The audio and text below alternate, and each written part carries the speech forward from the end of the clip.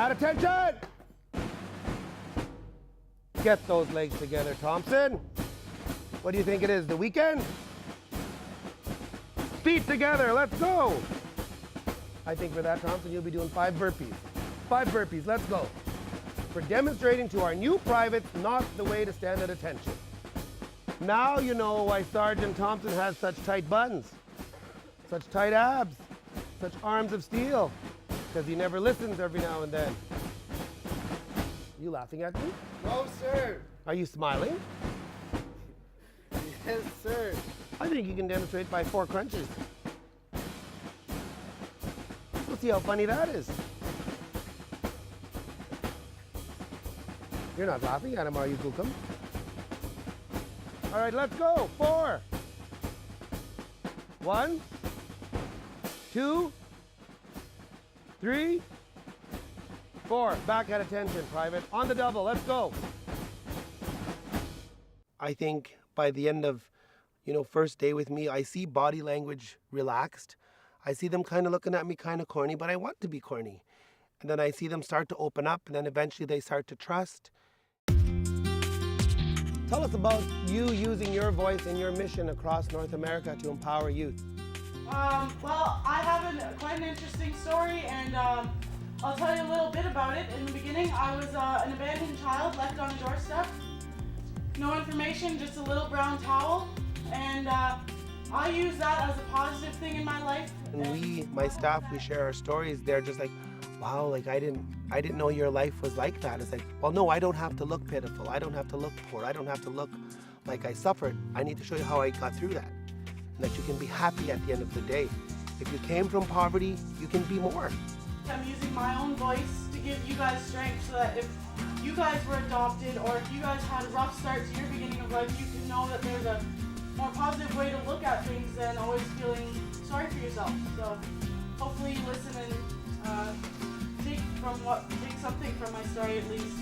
Cool. Thank you, Sergeant Knott. So as you've heard, Sergeant Knott was an abandoned child left on a doorstep. Not the best start for some people, Sergeant Knott chooses to make the rest of her journey awesome. Life is not misery. Life is what you make of it. She is making great decisions in her life, considering how it started. We are hoping that you will listen to each of our stories and want to copy some of our behavior. I think one of the things that challenges us in First Nations and Aboriginal community is the idea of conceit versus confidence. And I know when I was born, I didn't have a care in the world. I was like, I want to get out there, I want to see everything, know everything, meet people. And when you go and you look at babies, they're excited about life. Little toddlers, they want to go and they're nosy and they want to be there. They're not worried what their grandma's going to say or their auntie or uncle. And we usually respond really well to children. And something happens, I think now in and around 5 years old, where kids start to doubt themselves, they get shy and they get scared. And I think we need to bring back that idea that confidence is what we were born with. And it's what's happening in between that makes us question ourselves. And I think it's that fear from some of our people to be celebrated, a fear to be highlighted, but yet we'll highlight sports stars. We'll highlight someone who perhaps wins an election, but we don't highlight just the day-to-day living. Like hello is a huge thing. I go to lots of communities and people can't even say hello anymore. We don't really know you. We did find out when we arrived today that we had to welcome you to Wemindji. We had to welcome you to your youth center. It's kind of backwards when you think about it, because who's the strangers? Who's the strangers here? Yeah, and here we are saying, well, welcome to your youth center. Welcome to Wemindji, Brendan. Welcome, Alice. And then when we ask you your names, you're like, so we'll role play what we saw in you today with my staff. You guys become the Wemindji privates, and I'll be the stranger coming in. Hi, what's your name? Well, I'm Dave. I'm here as a guest this week.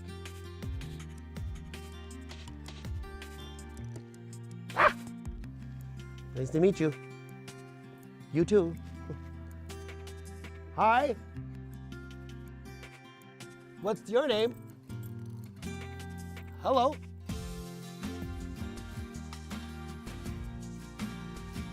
Hey, wake up. Aren't you one of the summer students? Hey. Well, nice to meet you too, so yeah. Really excited to work with you guys. Thanks for the warm welcome. We really appreciate it. Yeah.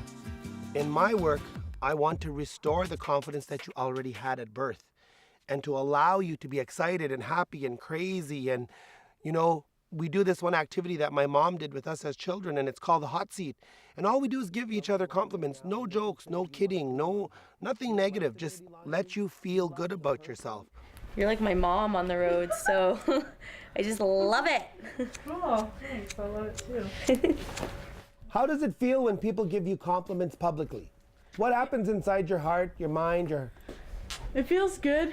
It makes my heart feel all warm inside and makes me giggle, makes me happy, makes me smile, and it just makes me feel really great about myself and lets me know that I'm doing a good job, because I do struggle with some situations which make me feel like I'm not doing the right thing. But in my home, we didn't kid about each other. We didn't ever joke amongst my sisters, my brother, my mom and dad.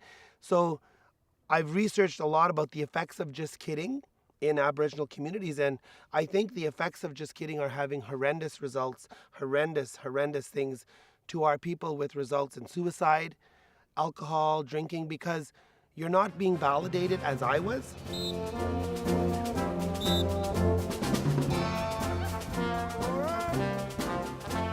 Iniga bimbi taginut turtle concepts, nistogisiga ji bimbia in da Wemindji. Iniga bimbi taginut inji wisnijit ninako zagwayo ji todont, a jisa sawit giajitskodamoaginot.